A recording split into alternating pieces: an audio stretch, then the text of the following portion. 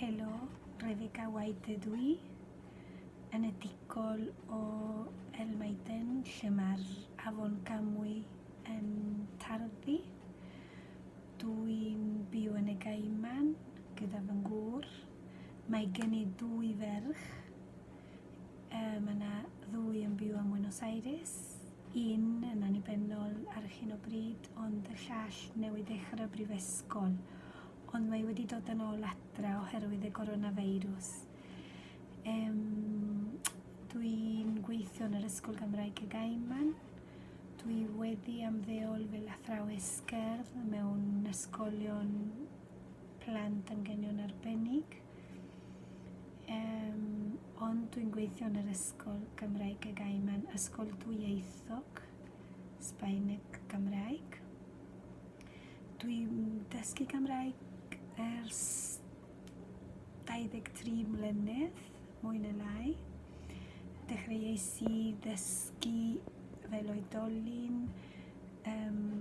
pan oedd cor cymysg ysgol cerdd wedi penderfynu mynd am trip i Cymru yn 1997. A wedyn stopiais i byth dysgu.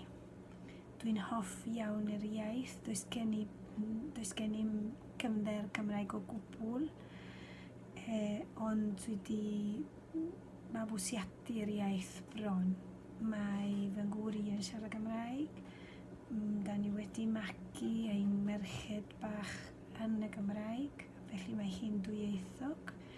Os dwi'n gofyn iddi beth yw'r dy famiaith, di chi ddim yn gallu ddewis bain, achos mae wedi gysylltu gyda ei thadi yn y Gymraeg a gyda fi yn y Sbaeneg, ond yn y Gymraeg hefyd. Dwi'n trio darllen y Gymraeg, dwi'n gwrando Radio Cymru pob dydd. Dwi'n trio siarad Gymraeg at pawb sydd yn gallu mwyn gwella fy Gymraeg. Dwi'n trio ysgrifennu modd yn gwybod bod yna llawer o gamgymeriadau yn y Gymraeg, ond dwi'n meddwl yr unig ffordd i ddysgu yw drwy wneud o. Felly dwi'n ysgrifennu, dwi'n gofyn i ffrind ddesyllt yma yn yr ariannu'n cywiro fy Gymraeg wael mwyn i mi ddysgu.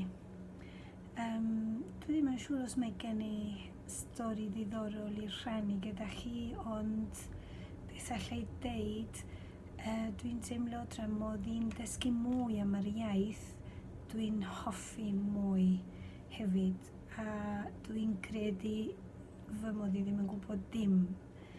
Dwi'n ffeindio'r iaith yn dynamig ac yn gyfoethog iawn. Mae ffordd i ddweud y bethau yn ffordd barddoniaeth dwi'n teimlo. Dwi'n hoffi darllen y Beibl yn y Gymraeg achos mae ffordd i ddweud yn andros o ddiddorol a andros o breithferth, dwi'n meddwl. Wel, gobeithio os gewch chi gyfle i dod i Gaiman, gofio cnocio'r hen post. Dwi'n byw ar y stryd Michael D. Jones, mewn tŷ hanesyddol, felly croeso i chi gyd. Hwyl fawr, ta-ta!